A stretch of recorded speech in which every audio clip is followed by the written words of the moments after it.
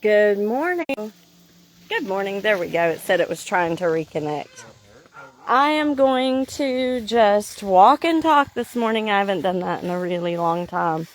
And share the echoes of my heart. I was watching a movie. Well, before that, I had a friend. We were talking and she made the comment. She said, sometimes it's not about right or wrong. It's just about being responsible. It's just about what is your responsibility? What are you responsible for? And that really spoke to me, and I've been pondering on that for a while now. And last night, Trevor and I were watching a movie. And just to let you know, there may be spoiler alerts, because I have to share what's on my heart. But the name of the movie, the title of the movie, is The Legend of Bagger Vance. And it stars Will Smith, Matt Damon, and Charlize is maybe the lady's name. I wasn't familiar with her until now, and she was phenomenal. So if you get a chance, watch it. But I thought it really spoke to me. It was kind of an illustration of what I think I've been pondering.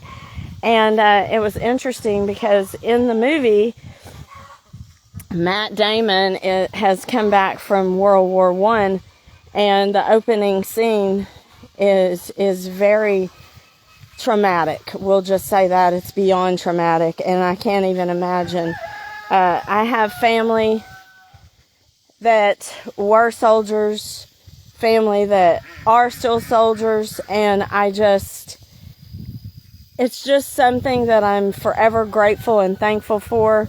My dad was a soldier, but yet just the thought of me doing that, I would have to just naturally be having to do that to defend rather than just volunteer for it. But anyway, so I'm forever grateful for those who have and who are. And so the opening scene is even quite traumatic for those of us viewing it. And so as I was watching, I just thought you could just feel his feelings. And I think for so many of us, that's where we are. We have so many feelings. And I was even looking a while ago. It's funny, I'm a little more observant or aware of it maybe now, but I was looking when I was trying to go live, and it said, what is your feeling? And I was looking for responsible. That one wasn't on there. So I just said feeling human, because we're all human. We all have these feelings. And it was interesting to me because as I was watching this movie, I could, as I said, feel his feelings. And I'm sure there were even more that he was feeling because I wasn't the one experiencing it. And so, long story short, he comes back from the war. I won't tell you everything. And as he's coming back from the war, he's different. He's just different. And there's this young man, a little boy. I think his name was Haggerty. I'm trying to remember. I feel terrible. I think it was Haggerty, though. I can't remember for sure. But he just loved this guy. And because apparently before the war, he was a golf icon in the town, if you will. And so when he comes back, his girlfriend before he went to war has taken over her dad's golf course, because her dad has actually committed suicide. It was very terrible because this all took place during the Depression. And it's like we hear about suicide and those kinds of things these days, but we forget that that's been something that's gone on for years. It's just one of those human happenings, and it's heartbreaking. So anyway, she takes the golf course over, and the problem was part of why he committed suicide is he was trying to figure out how to make the golf course succeed. It was failing. He was about to go bankrupt. And so rather than deal with all that, he chose another path. And so she takes over the golf course. The guy in the Matt Damon's character, Jonah, comes back from the war, and like I said, he's different. At this point, he's an alcoholic. He's isolated himself. He just has all of these feelings, as I said, and maybe doesn't even know what to do with all of those feelings other than to drink them away. And so that's where you see most of it, and you see him pretty much constantly pushing the girlfriend away, which she's no longer his girlfriend, but they do meet up again. And so anyway, long story short, she invites these two famous golf stars, golf pros, and they were actual, Hagen, was that one of the names? Whew, I'm drawing a little bit of a blank. Focused more on what the movie spoke to me than even the characters, huh? But anyway, they were actually actual professional golf players, but the rest of the movie is pretty much historical fiction, if you will. So I thought that was interesting. And so there they were, and she's decided to invite these golf pros, and then the whole town's in an uproar because they're like, well, we need someone from Savannah, Georgia. And the little boy suggests Jonah, the World War I veteran that has come back. And they're all just like, yeah, because they remember how good he was.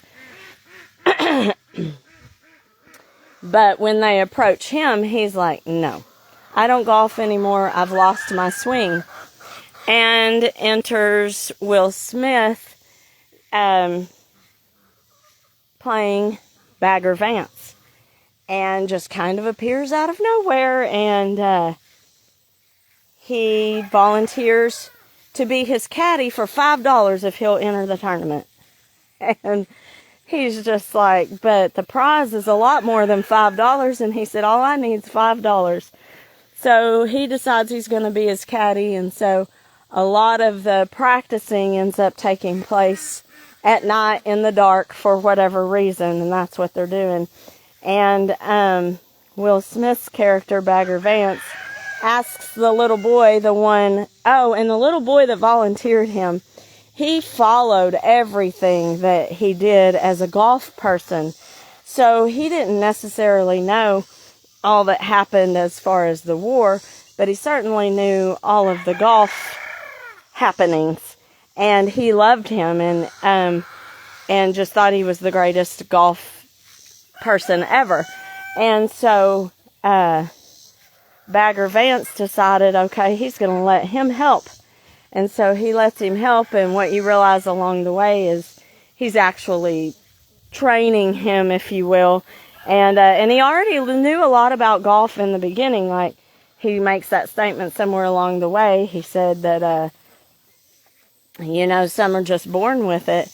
And so, but what struck me is the character that came back from World War I. Here he is, there's a lot of drinking, a lot of just feelings not being dealt with. Is good morning. And so that's hard when you have this person who is dealing with so many big emotions, and the only way they know to deal with it is to drink, is to be an alcoholic, is to just isolate themselves. And so essentially what's happening is he's miserable just because he's not taking responsibility for his emotions and his feelings, and maybe even being gentle with himself. Like, he was struggling with even getting an honor award because his buddies had not come home with him. And I get that. And at the same time, we've got to learn to be responsible, take responsibility for our own emotions, and and to move forward, so that when we're stuck, we can say, you know what, I'm feeling this, I'm feeling that, and I've got to be able to move forward. And so I found it interesting because recently online I had found these little emotion cards that are for children. We've all been there as toddlers, and we all have had children and some grandchildren, and they have big emotions sometimes. Sometimes they're tired, sometimes they're this, that, or the other, or just hungry or thirsty, or as my granddaughter said the other day, she just wanted to chill. And so it's like they have all these big emotions, just like the rest of us. Why? Because we feel human. We're feeling human today. And so that's what this character was dealing with, was all of these big emotions. And I thought when I found this card, or it's like this set of cards, of emotion cards, that you can get, and to help little children learn how to deal with these emotions. And I thought it was so cool because one of the ones that came across there was an angry emotion, and the suggestion was to act like you're poking the angry bubbles. You know, you're getting rid of them, because the idea is to not repress and suppress our emotions. You know, so often our emotions get suppressed due to traumatic events that we just end up experiencing. But the goal is to not let them repress or be repressed inside of us, because then those memories become triggers that are not always healthy for us. And so we've got to learn to feel all of those feelings, and to be gentle with ourselves, and to allow ourselves to feel all of those feelings and experience what we're going through, and allow it to come out, so we are not stuck anymore and we can move forward. And I thought it was so wonderful, because that was kind of Bagger Vance's position and goal in Junah's life. He came along, volunteered to be his caddy, and what he was doing, though, was lovingly, gently trying to help him deal with the memories, with the adversity. He was trying to help him deal with those emotions and deal with what he had been through in a healthy way through golf. And so it was so wonderful. And he goes through all of this, and there's a wonderful scene in there where he's hit the golf ball. I think he's behind at this point, and he's hit the golf ball into the forest, and Bagger Vance is trying to guide him through with all of his wisdom, and yet he never lets him not deal with things. He's just gently and lovingly taking him to the place where he can himself begin to deal with those emotions through the game of golf.